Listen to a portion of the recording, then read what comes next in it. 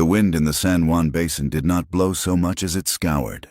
It was a living thing, invisible and hungry, stripping the topsoil from the earth and the softness from anyone foolish enough to stay. Laya Reyes stood on the porch of the Mercer homestead, wrapped in a shawl that had been threadbare 3 winters ago, and watched the dust devils dance across the gray sagebrush. The valley was vast, a bowl of brown grass and dry washes rimmed by mountains that looked like the jagged teeth of a trap. The sky was too large. It pressed down on a person, making them feel small and easily broken. Lila tightened her grip on her small canvas bag. She had walked 12 miles from the stage stop in Aztec, and her boots were thin-soled, letting her feel every stone on the road. She was 24 years old, but her eyes held the weary caution of a woman twice that age. She had come here because she had heard Silas Mercer needed a cook and a hand who could stitch canvas and leather, and because the last town had grown too small for a woman of her mixed blood to live in without fear. The door to the main house opened. It was a heavy slab of oak, reinforced with iron straps. The man who stepped out was tall, built like the twisted juniper trees that clung to the ridge lines, weathered, silent, and hard. Silas Mercer did not look at her face first. He looked at her hands. "You are the one who sent word," he said. It was not a question. His voice sounded like gravel grinding under a wagon wheel. "I am," Lila said.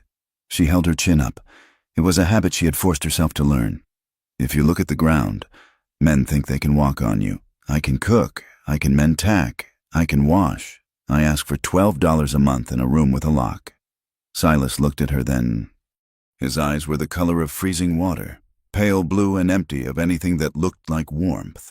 He had lost his wife and a young son to the fever 4 years ago, and the neighbors said he had died with them, leaving only a body behind to work the cattle. "There is a room off the kitchen," Silas said. "It has a bolt. You will cook for me and 5 hands. Breakfast before sunup, supper after sundown. The rest of the day you mend whatever is torn. If you steal, you walk. If you bring trouble, you walk." Lila nodded once. "I bring no trouble, Mr. Mercer. Trouble usually finds its own way without my help." She stepped inside. The house smelled of stale coffee, wood smoke, and the sour scent of men who lived without a woman's touch to keep the domestic chaos at bay. It was cold, even out of the wind. She set her bag down in the small room off the kitchen. It was little more than a closet with a cot and a narrow window. But when she checked the door, there was indeed a heavy iron bolt. She slid it home, listening to the metal click. It was the first time she had breathed fully in 3 days. The work was not hard. It was crushing. The Mercer ranch ran 2,000 head of cattle over terrain that would kill a horse if it stepped wrong. The mornings began in the pitch black, with the air so cold it felt solid in the lungs.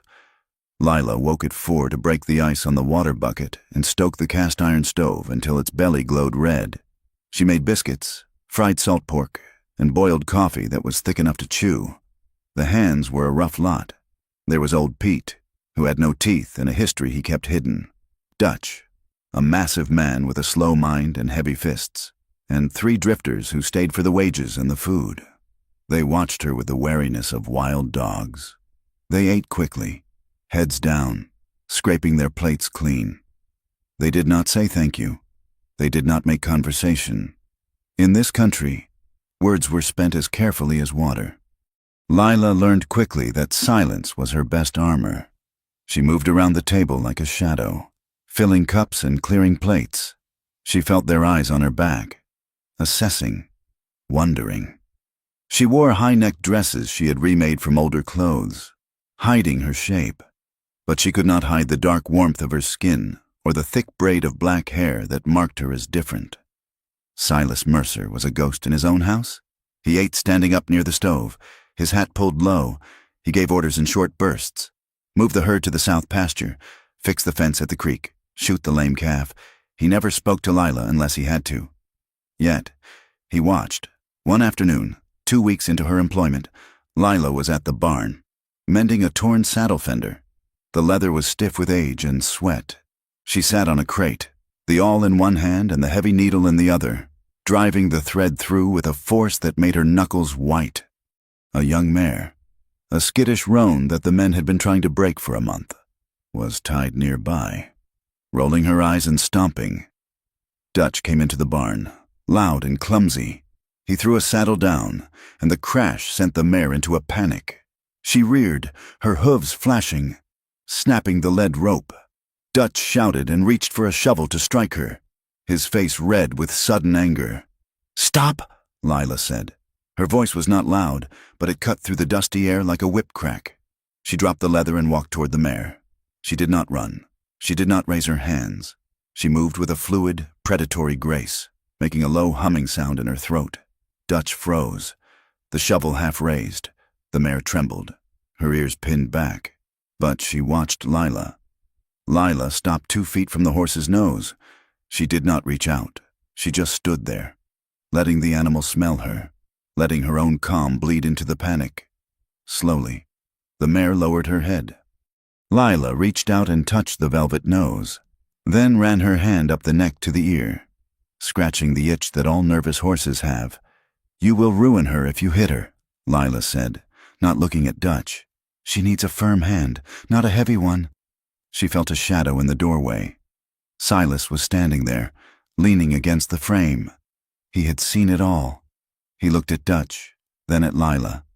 "Get back to work." "Dutch," Silas said. Dutch dropped the shovel and grumbled, "Moving away." Silas walked over to where Lila stood by the horse. He looked at the mended saddle she had left on the crate, then at the way her hand rested on the mare's neck. "You have hands for horses," he said. "My father raised mustangs in the basin before the army came. Lila said I learned before I could walk." Silas nodded. It was a small movement. "Fix the cinch on the gray gelding when you are done with that fender." He turned and walked away. It was not praise, but it was an acknowledgement. In the weeks that followed, the dynamic shifted. The men stopped spitting on the floor when she walked in. They started leaving their muddy boots by the door. It was a wary respect, earned by the fact that she did her work and did not complain about the splinters or the burns from the stove. But the town was different. In late October, Silas took the wagon into town for winter supplies. Flour, sugar, coffee, and ammunition. He told Lila to come with him to select the cloth for the men's new shirts. The ride took 4 hours under a pale, unforgiving sun. The town was a collection of raw lumber buildings strung along a muddy street. When Lila walked into the general store behind Silas, the conversation died. The storekeeper, a man with watery eyes and a stained apron, looked right past her to Silas. "Morning, Mr. Mercer," he said. "Help you?" Silas handed him a list. Lila moved to the back, where the bolts of fabric were stacked. She could feel the eyes of the other customers. 2 women in bonnets and a man in a dusty coat. They whispered. She heard the words mongrel and squaw muttered under breath. Soft enough to be denied, but loud enough to wound. She kept her face impassive, her fingers testing the weight of a gray wool. "Well now, look what we have here." Lila turned. A deputy stood there, a man with a tin star pinned to a vest that was too tight. He had a face that looked like it had been molded from dough and left out to harden. He was smiling, but his eyes were cold. "You are the stray Silas picked up," the deputy said. He stepped closer, invading her space. He smelled of whiskey and old sweat.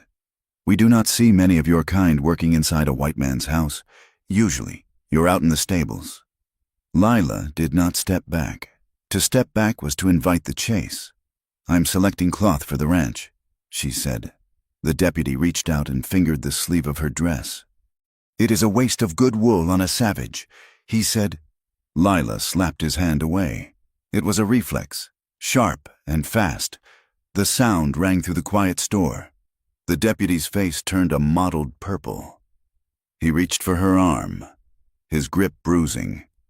"You need to learn your place." "Girl," he hissed.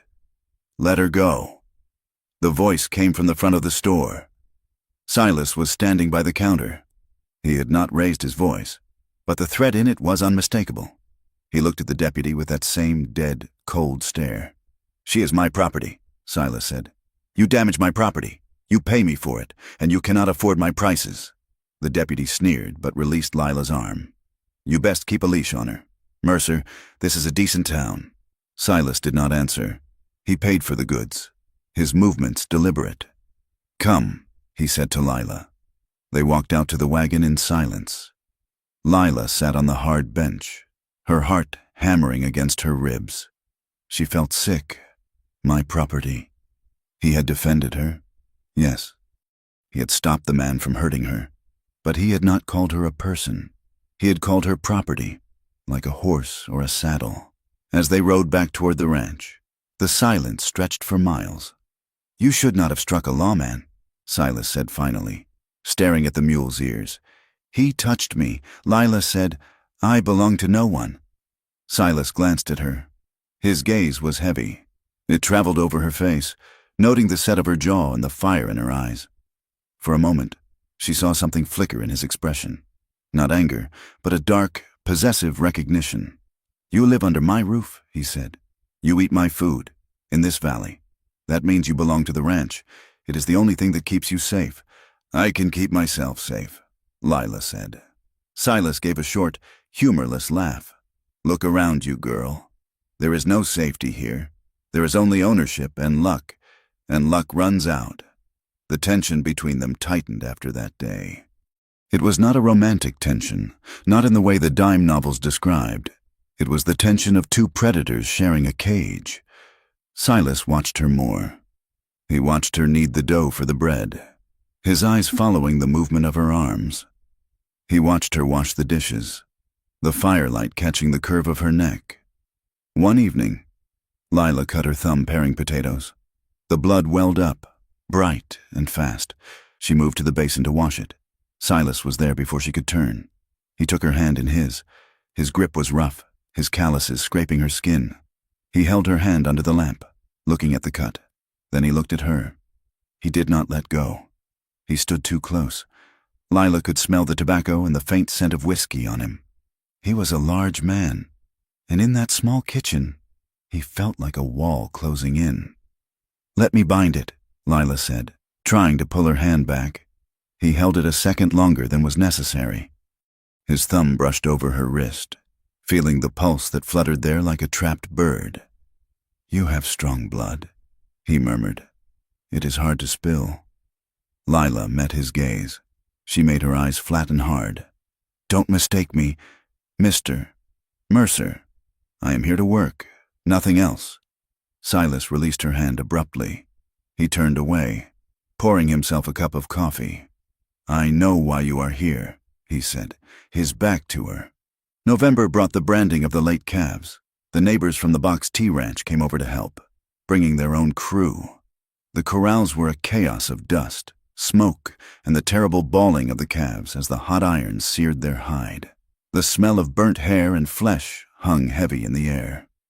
Lila worked at the long trestle tables set up outside, serving stew and biscuits to 20 men. She kept her head down, moving quickly, but she could not shut her ears. She heard the men talking near the fire. Mercer's got himself a fine-looking squaw, one of the Box T hands said, laughing. Keeps the winter chill off, I bet. Why else would he hire her? Another man said. A man gets lonely, and a woman like that, well, she knows what she is for. Lila gripped the ladle until her hand cramped. She wanted to scream. She wanted to overturn the pot of boiling stew onto their boots. But she did nothing. She knew that if she reacted, it would only confirm their lies. She was a stone. She was a tree. She was nothing they could touch. She looked over at Silas. He was standing by the corral fence, talking to the foreman of the Box T. He looked over at the men who were laughing. Then he looked at her. He did not stop them. He did not defend her honor. He turned back to the foreman and continued talking about the price of beef. The realization settled in her gut like cold lead. To him, she was useful. She was competent, but she was not equal. And if the world decided to use her, he might step in to protect his investment, but he would not step in to protect her heart. The days grew shorter. The wind turned bitter, carrying the scent of snow from the high peaks. The anniversary of Silas's loss came in early December. The ranch hands knew it was coming. They grew quiet. They found work to do in the far pastures. They avoided the main house. Silas stopped eating.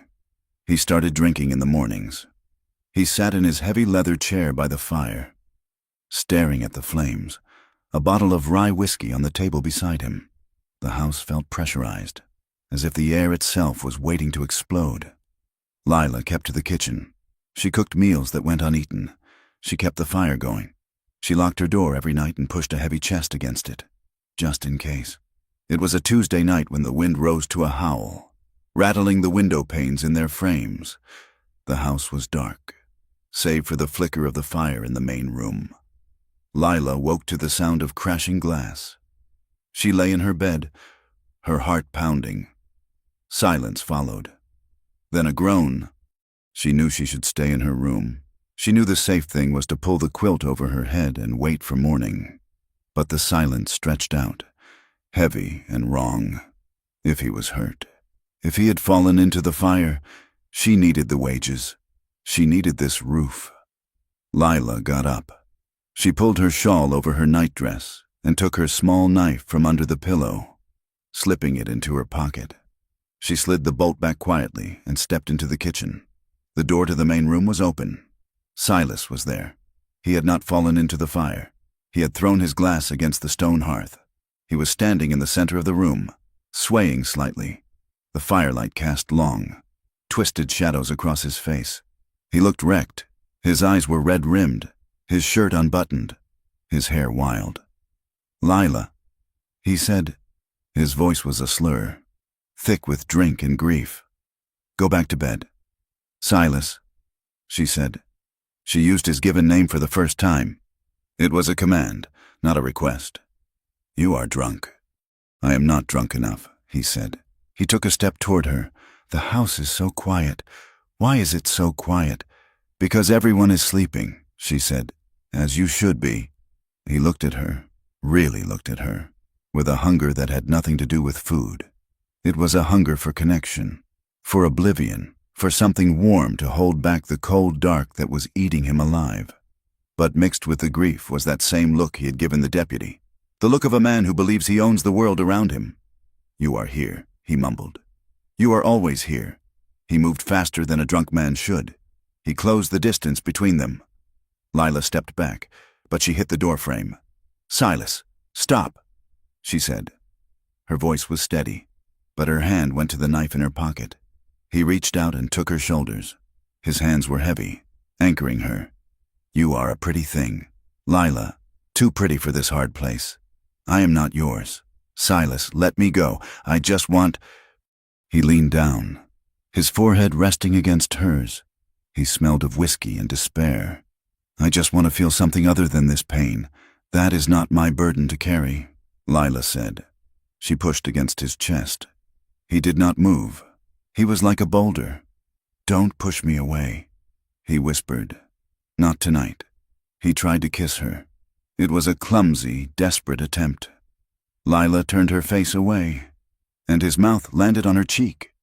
She shoved him hard, but he tightened his grip. The entitlement surged then, ugly and familiar. He was the boss. She was the help. She was the woman with no people, the stray he had taken in. "Don't fight me," he growled. "I need this." He shoved her back against the wall. The breath left her lungs. He pressed his hips against hers, his weight pinning her. One hand moved down her side, grasping at her waist, trying to pull her closer. It was a violation. It was a crossing of the line that could never be uncrossed. He was not asking. He was taking. Lila did not scream. She did not beg. The fury rose in her like a white-hot flame. It was the fury of every woman who had ever been told she was property. She pulled the knife. She did not stab him. She brought the handle down, hard, cracking it against his temple.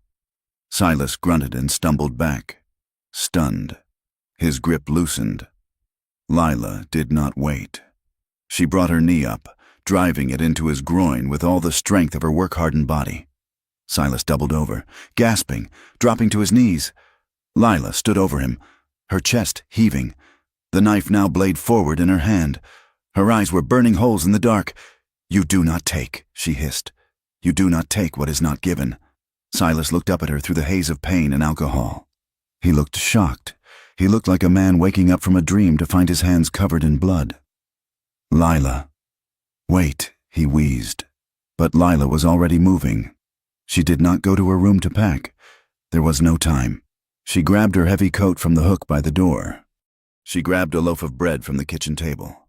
She opened the back door and the wind hit her, screaming like a banshee. It was freezing. The darkness was absolute. "Lila, don't!" Silas yelled from the floor, struggling to rise. "You will die out there. Better to die out there than live in here with you," she shouted back. She stepped out into the night. The cold was a physical blow. The wind tore at her shawl. She did not look back. She ran toward the dry wash, stumbling over the frozen sagebrush, her breath tearing at her throat. She ran until her lungs burned and her legs shook. She ran until the lights of the ranch house were swallowed by the dark. Inside the house, Silas Mercer pulled himself up using the table. He touched his temple where she had struck him. His fingers came away with a smear of blood. The house was silent again. The wind battered the walls. He stood there, swaying, the whiskey turning to ash in his mouth. He looked at his empty hands. He looked at the open door where the cold was pouring in. "God damn you," he whispered. But he was not cursing her. He was cursing himself. He had broken the only thing in the house that was whole. He had become the thing he hated. And now, somewhere out in the killing dark, Laya Reyes was running for her life. And it was his fault. The night did not want Laya Reyes to live. The wind that tore down the San Juan Basin was not merely moving air. It was a physical weight, a hammer made of ice and grit that pounded against the earth. Lila stumbled into the blackness, her boots sliding on loose shale, her breath freezing in her throat before she could even cough it out. She had no lantern. She had no horse. She had only the heavy wool coat she had snatched from the hook and the small paring knife pressed against her thigh inside her pocket. She ran until the lights of the Mercer ranch were gone, swallowed by the rolling terrain. Then she walked until her legs felt like wood, numb and heavy. The sagebrush was cruel in the dark. Thorns tore at the hem of her dress and scratched deep lines into her ankles. Twice she fell, the hard ground knocking the wind out of her, scraping the skin from her palms. Each time, she lay there for a moment, listening to the coyotes yipping in the distance, sounding like laughing ghosts. It would be easy to stay down. It would be easy to let the cold sleep take her, but the fury in her belly was hotter than the frost. She pushed herself up. "I will not die for him," she whispered to the wind. "I will not die because a man could not master himself." She found a dry wash, an arroyo cut deep into the clay by summer floods.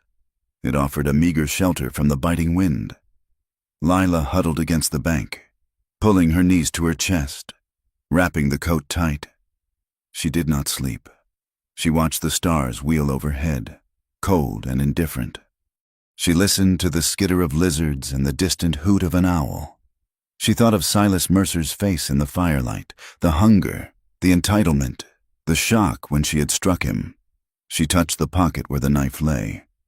She would use it again if she had to. Dawn broke gray and bleak, bleeding light over a landscape that looked like a bruise. Lila stood up. Her joints were stiff, her body aching as if she had been beaten. She ate half of the bread she had taken, the crust dry and hard, and began to walk toward the settlement of Aztec. It was 12 miles. She made it in 5 hours. Aztec was waking up when she limped onto the main street. It was not a welcoming place. It was a collection of rough buildings catering to miners, cattlemen, and drifters. Lila looked like a specter, hair wild, dress torn at the hem, eyes shadowed with exhaustion. She went to the livery stable first, hoping to find work mucking stalls, anything to earn a coin for a stage ticket north. The livery owner, a man named Josiah with a face like a dried apple, looked her up and down. He spat a stream of tobacco juice near her boot. "I know you," he said. "You're the one working up at Mercer's place. Lila said. Her voice was rasping. "I am looking for day work. I need fare to Durango." Josiah leaned on his pitchfork. "Mercer run you off?" "I left." Josiah laughed. A dry, wheezing sound. A woman doesn't leave a warm house and good wages in winter unless she did something wrong, or unless she tried to get something she wasn't owed. I did nothing wrong, Lila said, her spine stiffening. That ain't how it looks, Josiah said. You look like trouble, and trouble brings the law. I don't hire trouble. Get on. Lila turned away, her face burning. She tried the general store. The wife of the owner blocked the doorway, crossing her arms over her chest. We heard, the woman said, news travels fast when a rider comes through for morning whiskey. They say you tempted him. They say you got wild when he didn't give you what you wanted. Lila stared at her. Who says this? Men, the woman sniffed. Men talk. You go on now. We don't serve your kind here. It was a wall of prejudice built on the solid foundation of believing that a powerful white rancher was incapable of sin, and a woman of mixed blood was incapable of virtue. Lila walked to the edge of the street, her hope thinning with the sunlight. Well, look at this. The voice was familiar. Lila turned to see Deputy Hatcher leaning against a hitching post.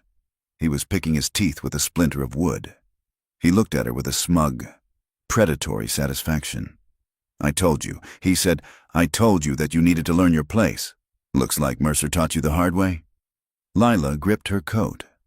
I am waiting for the stage. You got money for a ticket? Hatcher asked. Lila said nothing. That is what I thought, Hatcher said. He pushed off the post and walked toward her. The tin star on his chest caught the weak sun. In this town, if you don't have money and you don't have a roof, that is vagrancy. And if you took that coat from Mercer without his say-so, that is theft. I worked for that coat, Lila said. Hatcher smiled. It did not reach his eyes. That is for the law to decide. I could put you in a cell right now. Sheriff Brady likes a full jail. He gets paid by the county for every head, or... He stepped closer, his voice dropping to a murmur. Or you can be smart. You can keep your mouth shut about whatever happened up there. You don't make a fuss. You don't spread lies about a good man like Silas Mercer. You apologize to him if he comes for you, because if you don't, I will lock you up with the drunks and the rustlers. And I promise you, the nights in my jail are longer than the nights on the range. Lila looked at him. She saw the trap clearly. The law was not a shield. It was a weapon held in the hands of men who dined with Silas Mercer. I understand you, Deputy, Lila said. The words tasted like bile. Good, Hatcher said. Now, you wait here. If Mercer comes, you go with him. If he don't, well, then we talk about the vagrancy. Silas Mercer woke on the floor of his main room. The fire was dead ash. His head throbbed with a rhythm that matched his heartbeat, and his temple was tender to the touch. He sat up, and the memory of the night before hit him with the force of a physical blow. He groaned, covering his face with his hands. The smell of stale whiskey rose from his skin. He remembered the heat, the twisted logic of his grief, the feeling of entitlement that had surged through him. He remembered Lila's eyes, terrified, then furious. He remembered the knife. God help me, he whispered. He stood up, swaying. The house was silent. The door was still unlatched, swinging slightly in the draft. He walked to the kitchen. Her room was empty. The bed was made, but the pillow was dented. Her canvas bag was there. She had taken nothing but what she wore. Panic, cold and sharp, cut through the hangover. It was 20 degrees outside. The wind had been a gale. Silas did not call for the hands. He did not want them to see him like this, and he did not want them to know what he had done. He grabbed his coat, jammed his hat on his head, and went to the barn. He saddled his big bay gelding with shaking hands. He rode out, head down, scanning the ground. The wind had scrubbed much of the earth clean, but the dry wash held secrets. He found a boot print in the clay. He found where she had slid, and then, caught on a snag of mesquite, he found a strip of wool from her shawl, and on the thorns of the bush, there was blood, bright, dried red against the brown dust. Silas stared at it. His stomach turned over. He had done this. He who prided himself on his control, on his endurance. He had driven a woman out into the killing cold because he could not handle his own emptiness. He spurred the horse. He rode hard, following the tracks where he could find them, guessing the line where he couldn't. He rode toward Aztec. He found her sitting on a crate behind the livery stable, out of the wind. She was wrapped in the coat, her arms around her knees. She looked up when he rode in. Her face was gray with fatigue, but her eyes were dry. There was no fear in them anymore, only a flat, hard reckoning. Silas dismounted. He felt sick with relief that she was alive, and sick with shame at the sight of her. He stopped 10 feet away. He took his hat off, twisting the brim in his hands. "Lila," he said. She did not stand. She looked at him as if he were a stranger she had no use for. "You are alive," he said. It was a stupid thing to say. "No thanks to you," she answered. Her voice was cracked. Silas looked down at his boots. I was drunk. I was not myself." Lila stood up then. She moved slowly, her body stiff, but she stood tall. "Do not lie to me, Silas Mercer. You were exactly yourself. The drink just took away the mask. You thought because you pay me, you own me. You thought because you are sad, you have the right to take comfort where you find it. It was wrong," Silas said. The words felt inadequate. "Small. I am sorry. Sorry is a word," Lila said. "It does not put warmth back in my blood. It does not heal the cuts on my feet." Silas reached into his vest pocket. He pulled out a heavy leather pouch. It clinked with the sound of gold coins. "I will pay you," he said. "I will give you 3 months' wages. I will buy you a ticket to wherever you want to go. Denver, Santa Fe. You can start over." Lila looked at the money. Then she looked at his face. Her expression curled into scorn. "You think you can buy your conscience clean?" she asked. "You think if I take your money and leave, you can go back to being the good, suffering widower?" "I want to help you," Silas said. "You want to help yourself," she snapped. "If I leave, the story leaves with me. If I take your money, I am just a whore you paid off." She took a step toward him. "I will not be paid for my silence, Silas, and I will not be run off by a man who cannot control his hands." Silas looked at her, stunned. "What do you want, then?" Lila looked past him, toward the town where the deputy waited, where the women whispered, where the doors were closed to her. She looked back at the harsh, open country that wanted to kill her.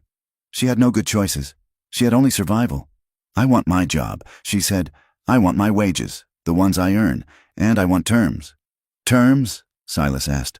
"I will cook, I will mend, but I will sleep in the tack room at the barn. I will put a lock on the inside that only I can have the key to. You will never step foot in that room.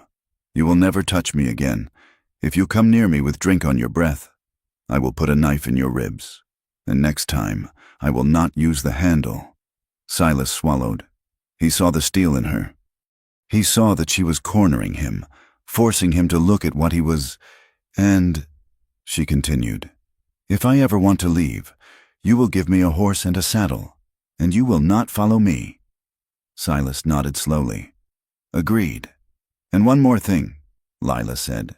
"When there is business in town, you speak for me. You tell them I'm a respectable woman. You tell them I am under your protection, not as your property, but as your employee. You clean up the mess your name has made of mine." Silas closed his eyes for a moment. He felt the weight of it. It was a penance. It was a daily reminder of his failure. Living right there on his ranch. "Agreed," he said. The ride back to the ranch was silent. When they arrived, the sun was setting, casting long purple shadows across the valley. The crew was gathering for supper. They stopped when they saw the wagon. Lila climbed down, stiff and sore. Dutch was leaning against the bunkhouse. He smirked. "Back so soon? Couldn't find a better bed?"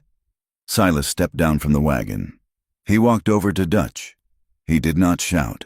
He spoke in a voice that was low and vibrating with a suppressed violence.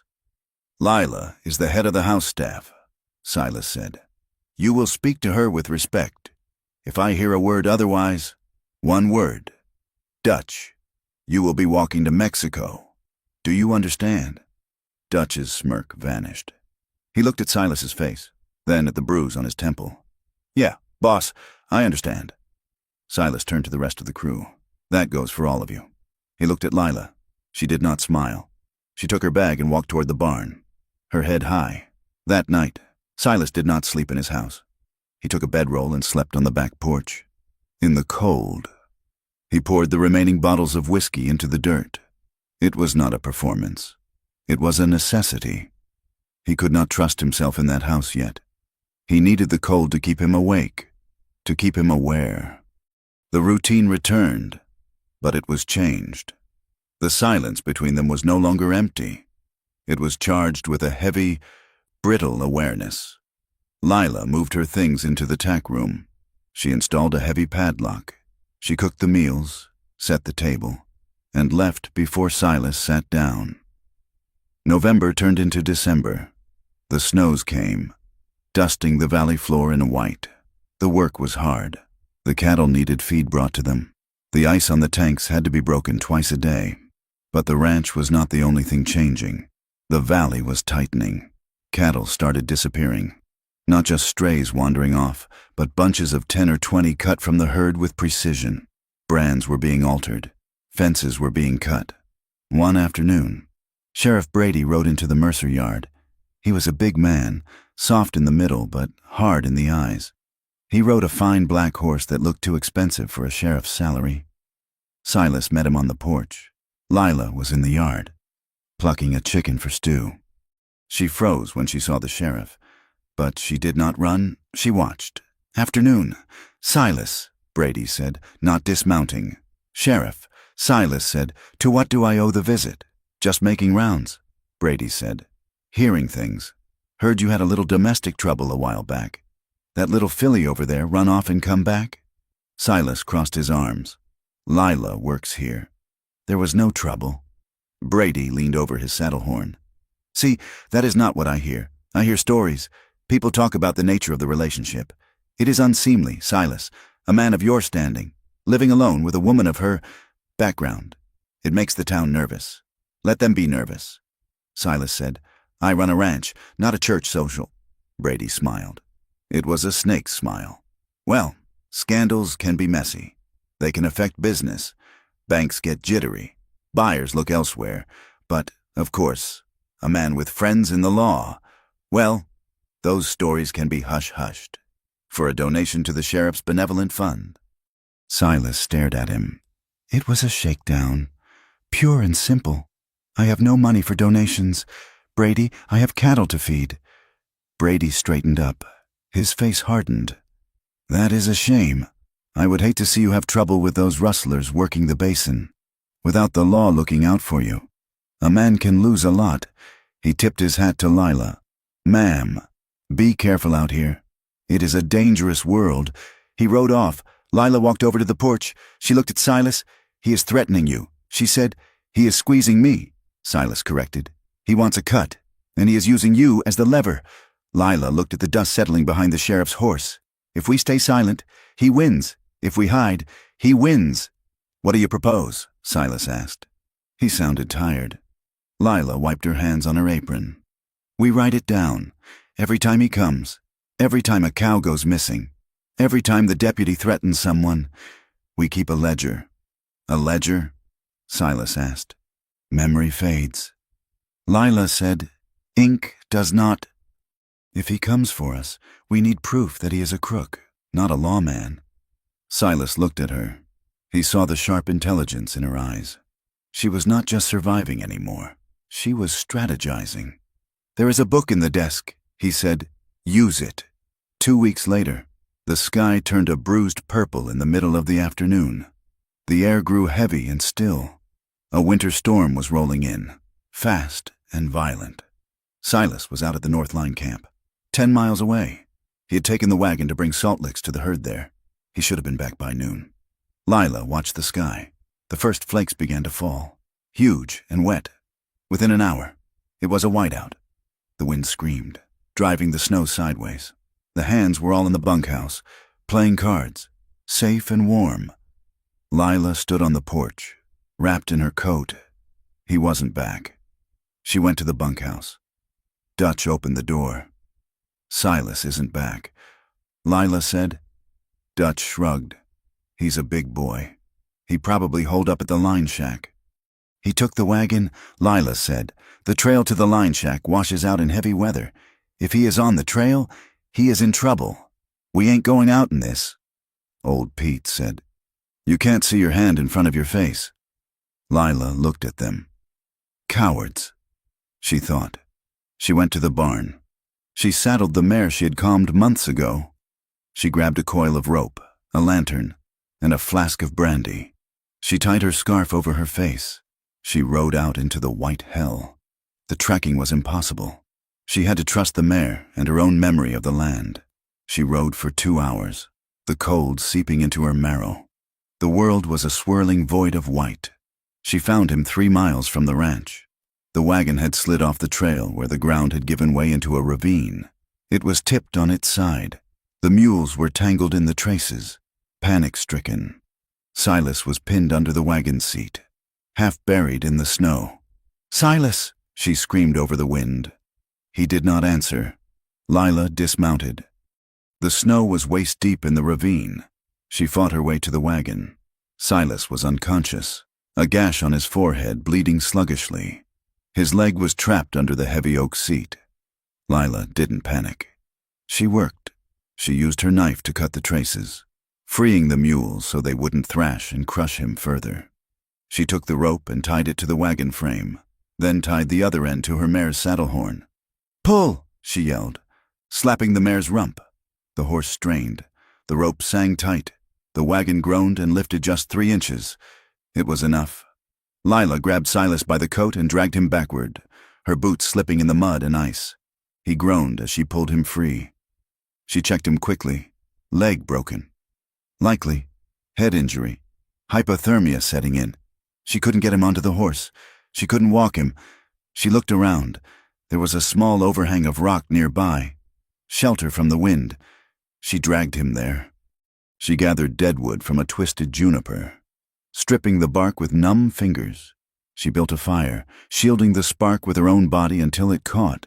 She poured the brandy down his throat. She huddled next to him, sharing her body heat, covering them both with the horse blankets she had stripped from the mare. Silas woke an hour later. He looked at the fire, then at Lila. His teeth were chattering so hard he could barely speak. You came. You were late, she said. Her voice was flat, but her hands were tucking the blanket tighter around him. I thought I was dead. You nearly were. The wagon wheel snapped. Silas looked at her. He saw the exhaustion in her face, the ice in her eyebrows. He saw that she had risked her life for him, the man who had assaulted her, the man who had driven her away. Why? He whispered. Because I need the wages, Lila said, and because I am not a murderer. They sat in silence for a long time. The storm raged outside their small bubble of warmth. Lila, Silas said. His voice was stronger now. About that night. Don't, she said. I have to, he said. I have to say it. I was a monster. I let my grief turn into something ugly. I blamed the world for my pain, and I took it out on you. Lila stared into the fire. I am trying to change, Silas said. I am trying to be the man I was before, or a better one. Lila looked at him. The firelight softened the harsh lines of his face. He looked broken. He looked human. An apology is a start. Silas, she said quietly, it is not an ending. You don't get a medal for stopping being cruel. You just get to call yourself a man again. I know, he said. They survived the night. In the morning, the storm broke. The hands came looking when the sun rose. Shamed into action by Lila's empty room. They found them and brought them home. Silas's leg was splinted. He was confined to the house. Lila went back to her work, but something had shifted. It was not forgiveness. Forgiveness was a soft thing, and there was no softness here yet. But it was a truce. Lila sat in her tack room that night, the ledger open on her knees. She wrote down the date. She wrote down the incident with the sheriff. She wrote down the wagon accident. She looked at her reflection in the small piece of mirror she had tacked to the wall. She was tired. She was lonely. But she was here. She had not been erased. She had not been owned. She closed the book. She would stay. She would survive. And she would wait to see what kind of man Silas Mercer would actually become. The winter in the San Juan Basin did not end. It merely retreated into the mud. The snow melted into a thick, clinging gumbo that coated boots, wagon wheels, and the bellies of the horses. March arrived with a sky the color of a bruised plum and wind that smelled of wet sage and thawing earth. Laya Reyes moved through the days with a rhythm born of necessity. She woke before the sun, the air in her small tack room still holding the bite of the night. She broke the ice on the washing basin, dressed in the dark, and walked across the yard to the main house. The mud sucked at her boots with every step, a constant reminder that the land wanted to pull her down. Her hands were never idle, and they were never clean. They were red from scrubbing linens in boiling water, calloused from chopping kindling, and stained with the grease of the cook stove. But they were steady. Inside the house, the tension was a living thing. It sat at the table with them during meals. It stood in the corners of the room when the lamps were lit. Silas Mercer moved with a limp, his leg healing but stiff from the wagon accident in the storm. He was a large man, and his presence filled a room, but he had learned to make himself small when she was near. He no longer walked up behind her. He made his footsteps heavy on the floorboards so she would hear him coming. If she was in the pantry, he waited in the kitchen until she emerged. He did not speak to her unless it was about work, and when he did, he looked at her eyes, not her hands, not her neck. It was a discipline. Lila could see the effort it cost him. She saw his jaw tighten when he wanted to shout at a clumsy ranch hand, but held his tongue. She saw his hands curl into fists at his sides, then deliberately open, finger by finger. He was wrestling with something dark inside him, wrestling it down like a steer in the branding chute. Lila had her own ghosts. She slept with the lamp burning low in her tack room, the oil costing her a portion of her wages. But the darkness was too full of memories to endure. She woke often, her heart hammering against her ribs, the phantom sensation of weight pressing her into a mattress. She would sit up, gasping, her hand flying to the knife she kept beneath her pillow. One afternoon, a wagon rattled into the yard. It was driven by a woman wrapped in a buffalo coat, her face weathered like old saddle leather. This was Martha Gable, a widow who ran the Box Elders spread 10 miles to the east. She had buried 2 husbands and 3 children, and the valley said she had tears left for none of them. Lila was on the porch, sweeping the mud that the men had tracked in. She paused, tightening her grip on the broom handle. Visitors usually meant judgment. Mrs.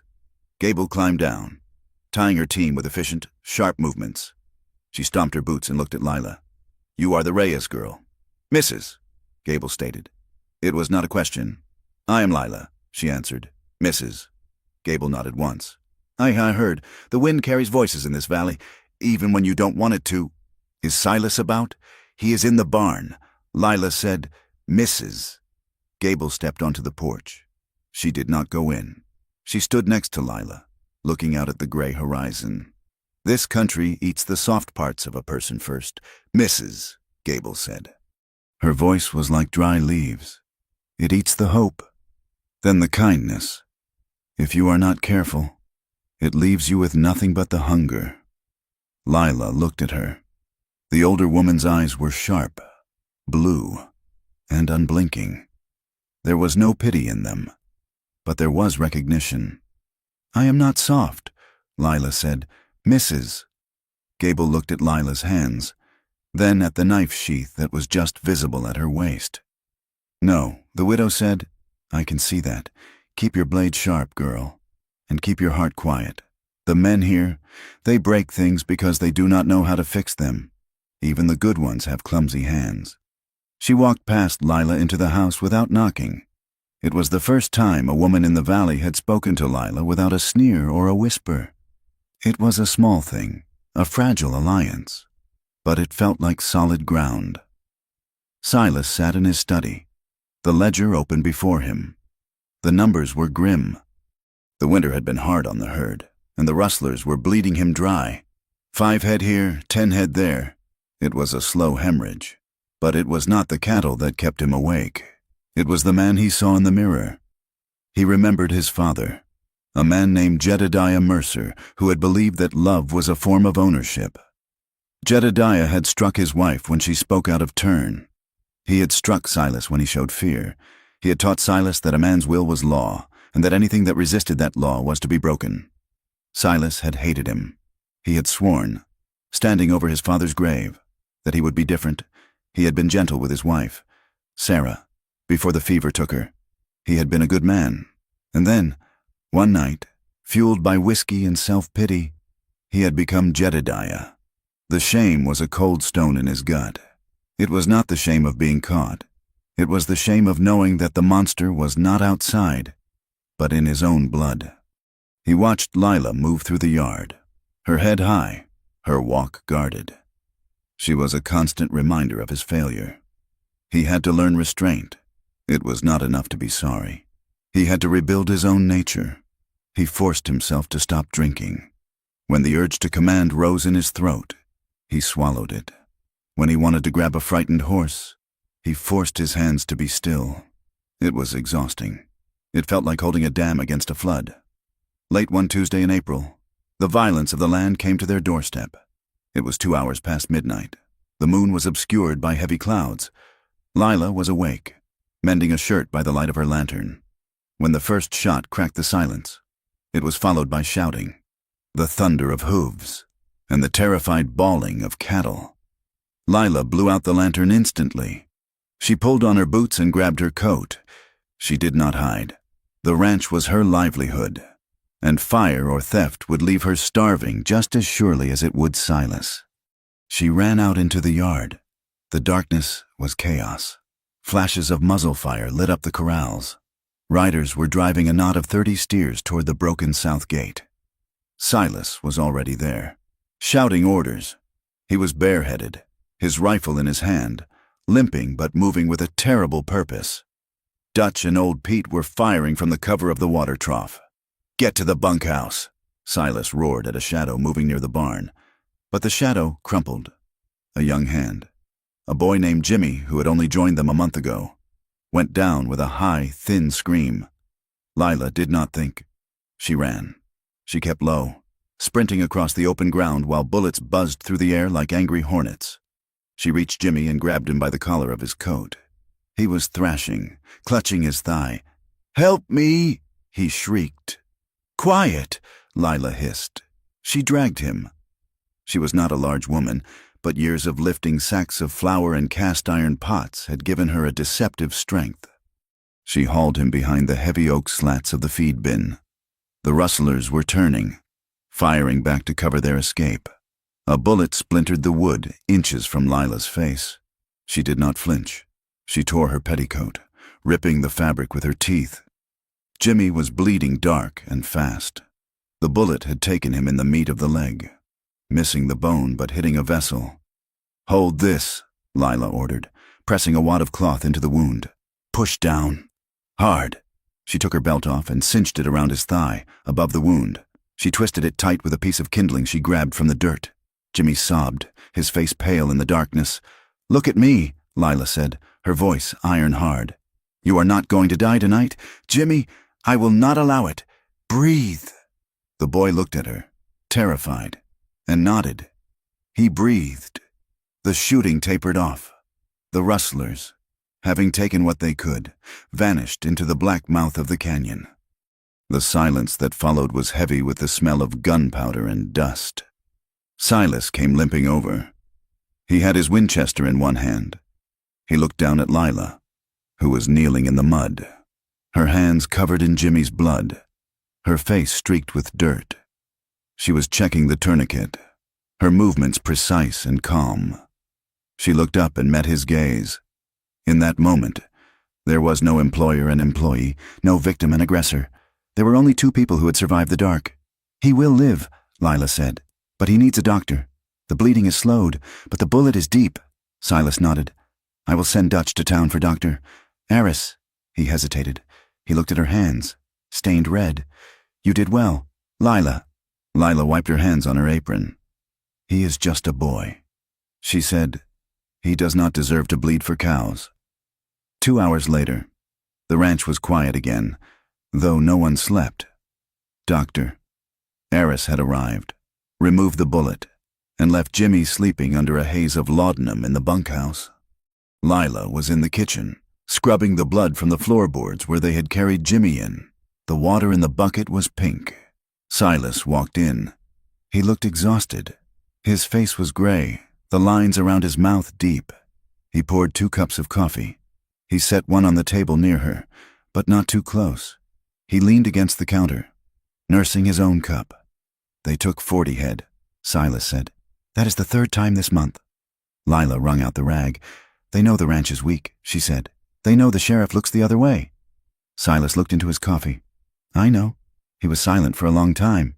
Then he spoke, his voice rough. "Doctor, Aris is still here. He is checking on old Pete's cough." Lila did not look up. "Why do you tell me this?"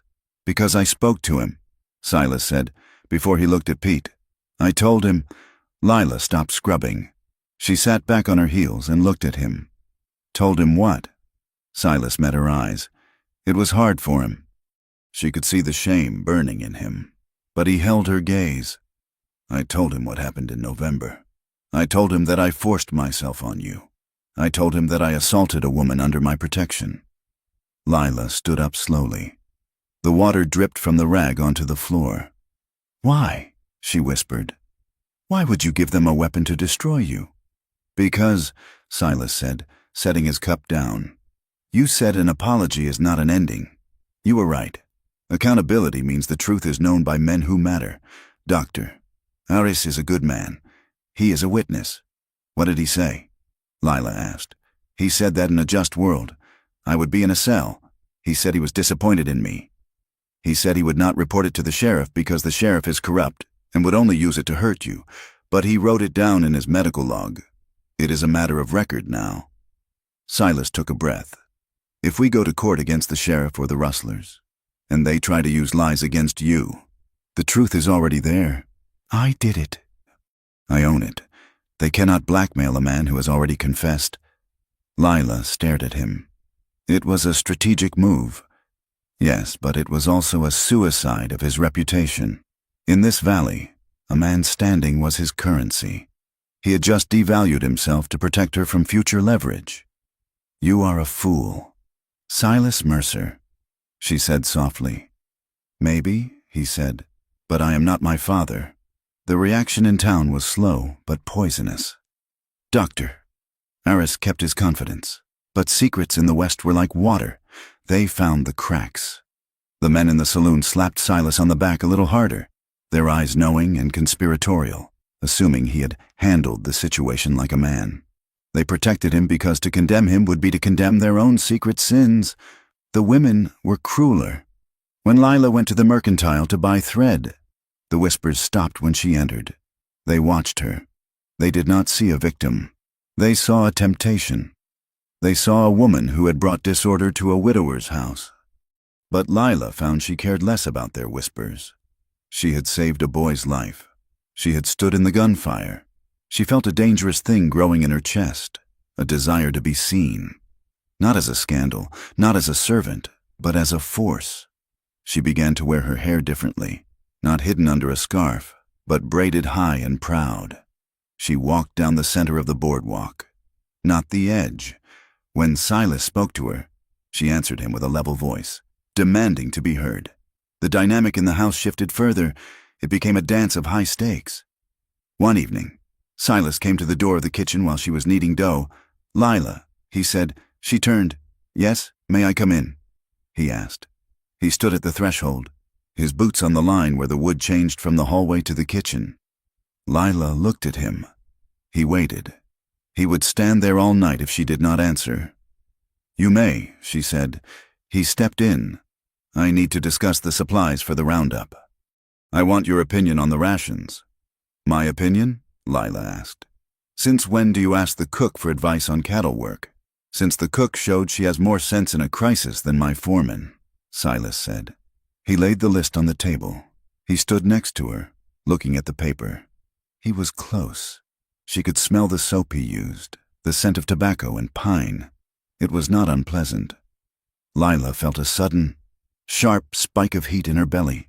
It shocked her. It was not fear. It was a yearning.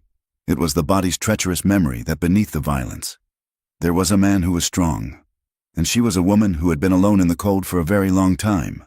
She pointed to the list. "You need more dried fruit," she said, her voice steady. "The men get sick without it." "And more coffee?" Silas nodded. He did not move away. He watched her finger trace the lines on the paper. "Thank you," he said. He turned and left. He did not linger. He did not try to touch her. The restraint was palpable. It vibrated in the air like a plucked string. A week later, Lila fell ill. It was a fever, sudden and fierce, born of exhaustion and the damp spring air. She lay in her tack room, shivering under 3 blankets, her teeth chattering. Silas found her when she did not appear for breakfast. He knocked on the door. "Lila?" "Go away," she croaked. He did not go away. He broke the rule. He opened the door. But he brought Mrs. Gable with him. "I brought Martha," Silas said, standing in the doorway, refusing to cross the threshold alone. "She will tend to you." Lila drifted in and out of sleep for 2 days. When she woke, the fever had broken. It was night. The room was dim. Mrs. Gable had gone home to her own stock. Silas was sitting on a crate near the door. He was whittling a piece of wood, the shavings curling onto the floor. He looked up when she stirred. "You are awake," he said softly. "Water," she whispered. He stood and brought the dipper to her lips. He supported her head with one hand. His hand was large, rough, and incredibly gentle. He held her as if she were made of glass. He lowered her back down. "I thought you might die," he said. His voice was stark. "Would you care?" Lila asked. "Yes," he said. "I would care very much." Lila looked at him. The fever had burned away some of her walls. She felt raw. She felt the terrible loneliness of her life. "Silas," she said. He leaned closer. "I am here." Lila reached out. Her hand trembled. She touched his wrist. It was a test.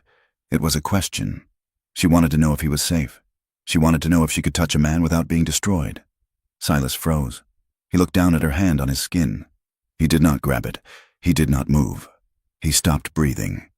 Lila let her hand slide up his forearm, feeling the muscle beneath the shirt. She rested her fingers there for a heartbeat. Then she pulled away. She retreated under the quilt. Silas let out a long, shaky breath. He put his hands on his knees. "Rest. Lila," he said. He stood up and walked out, closing the door behind him. He did not take what was offered. He did not mistake her vulnerability for an invitation. He passed the test.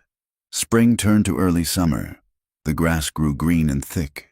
The cattle fattened. The rustler attack stopped for a time, as if the valley was holding its breath. The evening of the summer solstice was warm. The sun hung on the horizon, painting the sky in riotous oranges and pinks. Lila was sitting on the porch swing, mending a bridle. Silas sat on the steps, smoking a pipe. It was a domestic scene, peaceful and deceptive. "The sheriff came by today," Silas said. Lila looked up. "I saw him. He offered to buy the south pasture," Silas said, "for 1/10 of what it is worth. He said it would help pay for protection. He is tightening the screws." Lila said, "Yes." Silas turned to look at her. The smoke from his pipe curled blue in the air. "I am not going to sell," he said. "I am going to fight him, but it will get ugly. I know," Lila said. Silas stood up. He walked up the steps and stood near the swing. He put his pipe down on the railing. "Lila," he said. She stopped sewing. She looked at him. The air between them changed. It became heavy, charged with the months of silence, the months of shared survival, the months of him proving, day by day, that he could be different. He looked at her mouth. Then he looked at her eyes. He waited. He was asking. Lila felt her heart hammer. She was terrified, but she was also furious at her own fear. She was tired of being afraid. She wanted to claim this. She wanted to choose. "If I say stop, you stop," she said. Her voice was clear. Instantly. Silas said, "If I step back, you do not follow." I will be a statue, he promised. Lila stood up. She was close to him now. She could see the gray in his beard, the scar on his temple where she had struck him. She took a step forward. She placed her hands on his chest. He was solid, warm. His heart was beating as fast as hers. She tilted her head up. Silas lowered his head slowly. He gave her every second to pull away. He gave her 1,000 chances to say no. She did not pull away. His lips touched hers. It was not a devourer's kiss. It was hesitant, almost shy. It was a question asked in the language of breath and skin. Is this allowed? Is this real? Lila closed her eyes. She pressed back, just a little. Silas made a low sound in his throat, a sound of relief and longing, and deepened the kiss. His hands came up to frame her face, his thumbs stroking her cheekbones. He held her as if she were the only holy thing in a godless country. For a moment, the ranch, the sheriff, the rustlers, and the ghosts of the past fell away.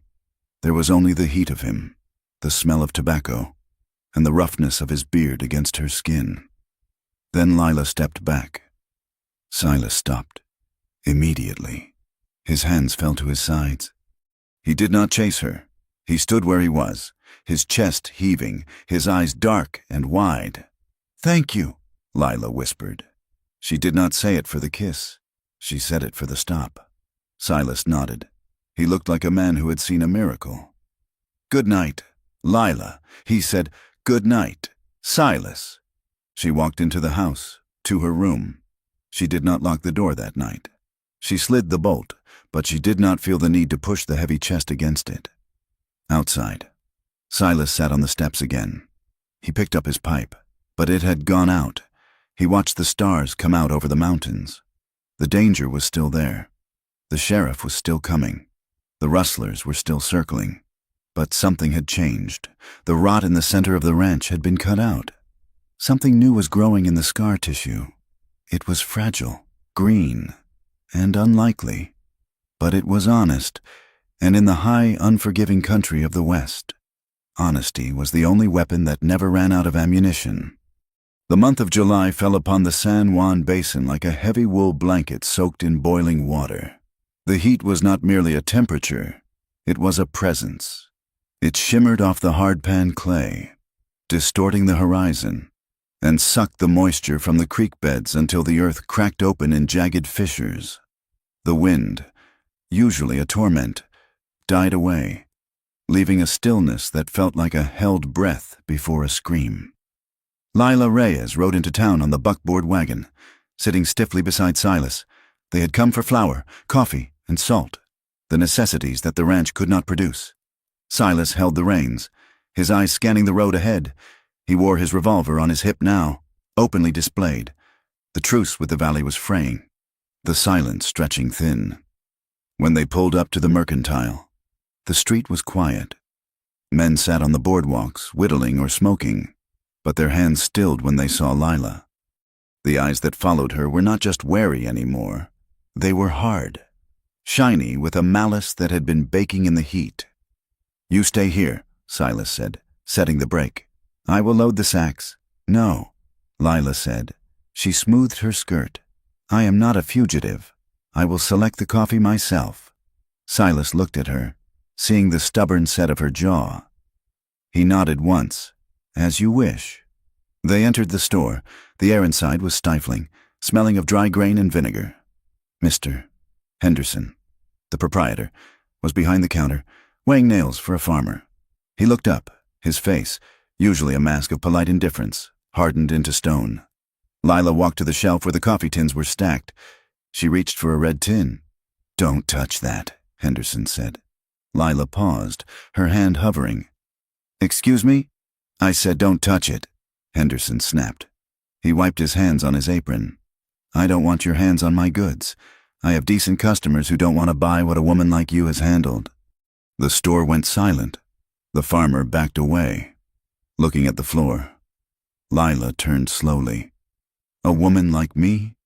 A woman who brings trouble," Henderson said, his voice rising.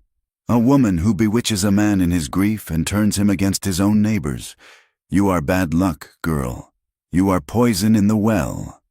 Lila stood tall, though her knees trembled beneath her skirts. "My money is the same color as anyone else's. Mr. Henderson, your money is dirty," a voice said from the doorway. It was Deputy Hatcher. He stepped inside, blocking the light. He hooked his thumbs in his gun belt, a smirk playing on his lips. "We don't want your trade here," Hatcher said. "In fact, we don't want you here at all. You are disturbing the peace just by walking down the street." Lila looked from the shopkeeper to the deputy. She saw the trap closing. It was not just dislike. It was an eviction. "I will leave when I have purchased my goods," Lila said. She reached for the coffee tin again. Hatcher moved fast. He crossed the floor and shoved her, hard. Lila stumbled back, crashing into a display of brooms. The tin clattered to the floor, rolling away. "I said get out," Hatcher shouted. "You should be on your knees thanking us we don't tar and feather you for what you are doing to this town." Lila caught her balance, her breath hitching. The violence of the shove shocked her. Then a shadow fell over Hatcher. Silas had been looking at harness leather in the back. Now he was there, and he looked like a mountain about to slide. He did not shout. He did not draw his gun. He simply stepped between Lila and the deputy, his chest inches from Hatcher's face. "Touch her again," Silas said, his voice a low rumble. "And you will not have hands to touch anything ever again." Hatcher stepped back, his hand twitching near his holster. "You are threatening an officer of the law." "Mercer, I am threatening a bully," Silas said. He turned to Henderson, who was cowering behind his counter. "So her money is dirty?" Silas asked. Henderson swallowed. "Now, Silas, you know how people talk. I have a business to run. I can't have her." "Fine," Silas said. He reached into his pocket and pulled out a handful of silver dollars, the payment for the month's large order of grain and tools. He looked at the coins. Then he threw them on the floor. They scattered, rolling into the dust and the cracks in the floorboards. "If she cannot buy here, neither can I," Silas said, "and neither will anyone who works for me. You just lost the Mercer account, Henderson, permanently." Silas took Lila's arm. His grip was firm but protective. "Come." They walked out into the blinding sun. The men on the boardwalk stood up as they passed. "You are making a mistake. Silas!" Hatcher yelled after them. "You are choosing a whore over your own people." Silas stopped. He turned slowly. "She is not a whore," he said, his voice carrying down the street. "She is a woman of worth. And if this is what my people are, then I am glad to be a stranger." He helped Lila into the wagon and snapped the reins. They drove out of town, leaving a cloud of dust and a silence that felt like the precursor to war. The ride back was long. The heat pressed down on them. Lila looked at her hands, folded in her lap. They were shaking. "You should not have done that," she said quietly. "You need the supplies. You need the town. I need my soul more," Silas said, staring at the mule's ears. "They will destroy you for this," Lila said. "They will cut you off. They will whisper until the bank calls your loans." "Let them," Silas said. "A man who stands with jackals just to eat their scraps is no man at all." They turned up the long road to the ranch house. The sun was setting, casting long, bloody streaks across the sky. The air smelled of smoke, not wood smoke, but something sharper. "Something is wrong," Silas said, straightening. The gate to the home pasture was open. The milk cow was wandering on the road. The silence of the ranch was absolute. There was no sound of the dinner bell, no clatter of the cook stove. Silas whipped the mules into a run. They clattered into the yard. The bunkhouse door was swinging in the wind. The water trough had been overturned. The ground turned to mud. Dutch came stumbling out of the barn. He was holding his arm, blood seeping through his fingers. "Boss!" he croaked. Silas leaped from the wagon, forgetting his bad leg. "Dutch, what happened? They came about an hour ago." Dutch gasped. 5 of them, masked, said they were looking for rustled beef. They tore the place apart. "Where is Jimmy?" Lila asked, her heart stopping. Dutch looked at the ground. He pointed toward the corral. Lila ran. She did not feel her feet touch the ground. She ran to the corral fence where the horses were milling nervously. Jimmy was there, the boy she had saved from the bullet, the boy who had just started to walk without a crutch. He was lying in the dust, his arms spread wide. A single bullet hole was in the center of his chest. Pinned to his shirt with a knife was a piece of paper. Lila fell to her knees.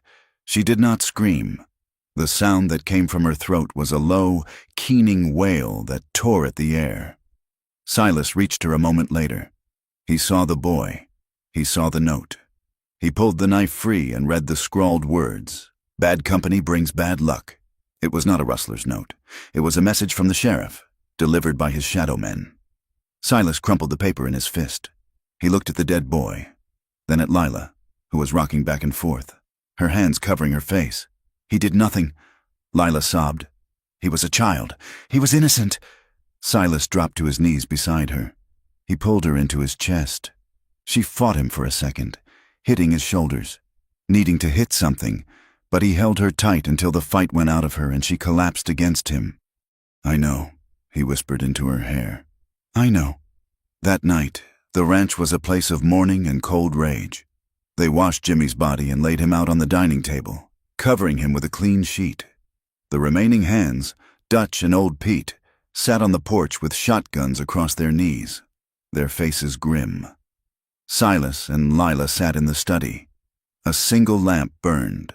A bottle of whiskey sat on the desk. "Unopened." Silas stared at it, his hands clenched. "Drink it if you need to," Lila said. Her voice was hollow. "No," Silas said. "If I drink, I will ride into town and kill Hatcher tonight, and then they will hang me, and you will be alone. I cannot afford to be drunk." He looked at her. Her eyes were dry now, dark and terrifyingly empty. "This is my fault," she said. "No," Silas said sharply. "Do not say that. It is. If I had left that first night, if I had frozen to death in the wash, Jimmy would be alive. You would still have your friends. You would be dead," Silas said. "And I would be a murderer." He stood up and paced the room. The shadows stretched and twisted. "My father," he began, his voice rasping. "Jedediah. He used to beat his dogs when they didn't come to his whistle. He beat my mother when she burned the bread.